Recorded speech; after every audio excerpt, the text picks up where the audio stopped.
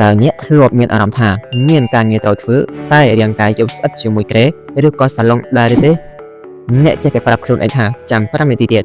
ភាពខ្ជិលមិនមែនមកពីអ្នកអន់នោះទេតែមកពីខួរក្បាលខ្លាចការលំបាកថ្ងៃនេះខ្ញុំនឹងចែករំលែក3វិធីសាស្ត្រចិត្តវិទ្យាដើម្បីកម្ចាត់ភាពខ្ជិលភ្លាម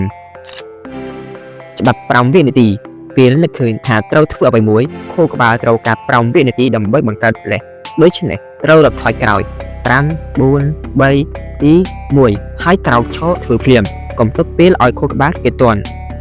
បច្ចេកទេស Pomodoro កុំគិតថាត្រូវធ្វើការងារនោះឲ្យចប់វាហត់ណាស់ប្រាប់ខ្លួនឯងថាខ្ញុំធ្វើតែ25នាទីទេដាក់ម៉ោងរួម25នាទីហើយផ្ដោតធ្វើវាវិធីនេះធ្វើឲ្យការងារមើលទៅតូចហើយងាយស្រួលចាប់ផ្ដើមធ្វើឲ្យរួចរាល់ប្រសើរជាងឡឲ្យខ្ចោះកុំខ្លាចធ្វើម្ដងសរសេរវាចេញមកឲ្យចប់សិនឬហាត់ប្រាណតែ10នាទីសិនក៏បានចង់ចាំថាការធ្វើបញ្ចប់ប្រសើរជាងការមិនបានធ្វើសោះភាពខ្ជិលគឺជាច្រវាក់ថ្ងៃនេះអ្នកមានកូនសៅហើយតើអ្នកដោះច្រវាក់ឬក៏បន្តដេកក្នុងគុកនៃភាពខ្ជិលជំរឿនគឺនៅលើអ្នកនឹងឯងកុំភ្លេច like និង subscribe ដើម្បីទទួលបានគន្លឹះល្អៗយើងរៀនរាល់ថ្ងៃអំពីពន្លឺគំនិត